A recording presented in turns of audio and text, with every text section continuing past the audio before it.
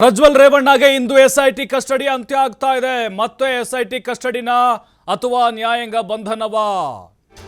6 ದಿನ ಇವತ್ತು ಕೊನೆ ದಿನ ಕಸ್ಟಡಿದು ಎಸ್ಐಟಿದು. ಆದರೆ ಮುಂದೆ ಮತ್ತೆ ಕಸ್ಟಡಿ ಕೊಡಲಾರ ಅಥವಾ ನ್ಯಾಯಾಂಗ ಬಂಧನ? ನ್ಯಾಯಾಂಗ ಬಂಧನ ಅಂದ್ರೆ ಸಿದ್ದಾಪುರಪ್ಪನ ಅಗ್ರಹಾರ, ಕಸ್ಟಡಿ ಅಂದ್ರೆ ಇಲ್ಲೇ ಎಸ್ಐಟಿ ಸಿಐಡಿ ಕಚೇರಿ.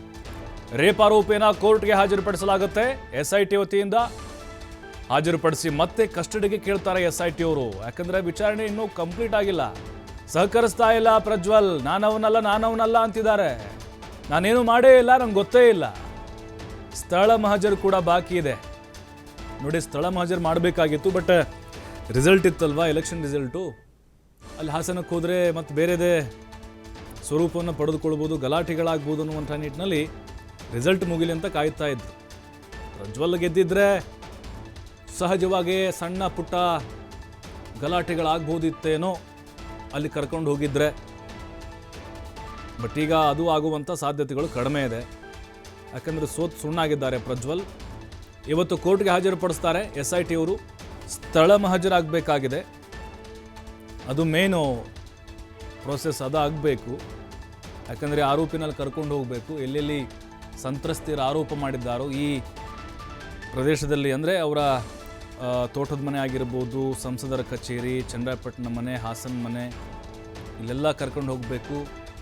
ಯಾಕಂದರೆ ಆರೋಪ ಮಾಡಿದ್ದಾರೆ ಸಂತ್ರಸ್ತೆಯರು, ನಮಗೆ ಅತ್ಯಾಚಾರ ಆಗಿದೆ, ಲೈಂಗಿಕವಾಗಿ ನಮ್ಮನ್ನು ಬಳಸ್ಕೊಂಡಿದ್ದಾರೆ, ದೌರ್ಜನ್ಯ ಮಾಡಿದ್ದಾರೆ ಅಂತೇಳಿ. ಇದೀಗ ಕೇವಲ ಒಂದು ಪ್ರಕರಣದಲ್ಲಿ ಮಾತ್ರ ಕಸ್ಟಡಿಗೆ ತೆಗೆದುಕೊಂಡಿರೋದು ಎಸ್ಐಟಿ. ಇನ್ನೂ 2 ಕೇಸ್ ಇದ್ದಾವೆ. 3 FIR ಆಗಿರುವುದು ಪ್ರಜ್ವಲ್ ರೇವಣ್ಣ ಮೇಲೆ. ಜಸ್ಟ್ ಈಗ ಒಂದಷ್ಟೇ ಇದು, ಇನ್ನೂ 2 ಇದ್ದಾವೆ. 8 ರಿಂದ 9 ಸಂತ್ರಸ್ತೆಯರು ಆರೋಪವನ್ನು ಮಾಡಿದ್ದಾರೆ. ನಮಗನಿಸ್ತಾ ಇದೆ ಪ್ರಜ್ವಲ್ ರೇವಣ್ಣ ಅವರಿಗೆ ಮತ್ತೆ ಕಸ್ಟಡಿಗೆ ಕೊಡ್ಬೋದು ಅಂತ. ಯಾಕೆಂದರೆ ವಿಚಾರಣೆ ಬಾಕಿ ಇದೆ, ಏನು ಬಾಯ ಬಿಟ್ಟಿಲ್ಲ, ಒಂದು ಉತ್ತರ ಇಲ್ಲ, ನೋ ರೆಸ್ಪಾನ್ಸ್. ಈ ವಿಡಿಯೋದಲ್ಲಿರುವಂಥ ಮಹಿಳೆ ಗೊತ್ತಾ? ಇದಕ್ಕೂ ನಿಮಗೇನು ಸಂಬಂಧ? ಮೊಬೈಲಲ್ಲಿದೆ, ವಿಡಿಯೋ ಯಾಕೆ ಮಾಡ್ಕೊಂಡ್ರಿ, ಯಾವುದಕ್ಕೆ ಹೋಗಿದ್ರಿ ವಿದೇಶಕ್ಕೆ?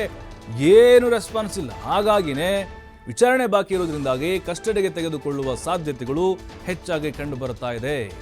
ಮತ್ತಷ್ಟು ಮಾಹಿತಿ ಸಂತೋಷ್ ನೀಡ್ತಾರೆ. ಸಂತೋಷ್, ಇನ್ನು ಪ್ರಕರಣದ ಬಗ್ಗೆ ಯಾವ ಉತ್ತರವನ್ನು ಕೂಡ ಪ್ರಜ್ವಲ್ ಕೊಡ್ತಾ ಇಲ್ಲ.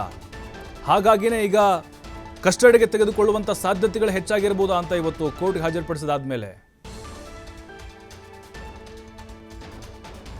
ಸಂತೋಷ್, ಈಗ ಪ್ರಜ್ವಲ್ ರೇವಣ್ಣ ಅವರ ಕಸ್ಟಡಿ ಇವತ್ತು ಅಂತ್ಯ ಆಗ್ತಾ ಇದೆ, ಬಟ್ ಆ ಕಡೆಯಿಂದ ಏನು ಉತ್ತರಗಳು ಬರ್ತಾ ಇಲ್ಲ.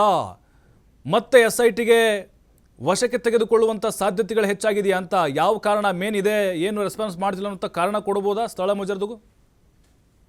ಪ್ರಭು, ಏನು ಈಗಾಗಲೇ ಒಂದು ಪ್ರಕರಣ ಅಂದ್ರೆ ಏನು ಒಳನೇಶಪುರ ಟೌನ್ ಅಲ್ಲಿ ದಾಖಲಾದ ಪ್ರಕರಣ ಏನಾಯ್ತು, ಆ ಪ್ರಕರಣ ಸಂಬಂಧ ಈಗಾಗಲೇ ಪ್ರಜ್ವಲ್ನ ಬಂಧನ ಆಗಿರುವಂತದ್ದು. ಅದನ್ನು ಹೊರತುಪಡಿಸಿ ಇನ್ನೂ ಕೂಡ 2 ಅತ್ಯಾಚಾರ ಆರೋಪ ಪ್ರಕರಣಗಳು ಆತನ ಮೇಲೆ ಇರುವಂತದ್ದು. ಸೊ ಆ ಪ್ರಕರಣದಲ್ಲೂ ಕೂಡ ಆತನ ವಿಚಾರಣೆಯನ್ನ ಮಾಡಬೇಕಾಗತ್ತೆ.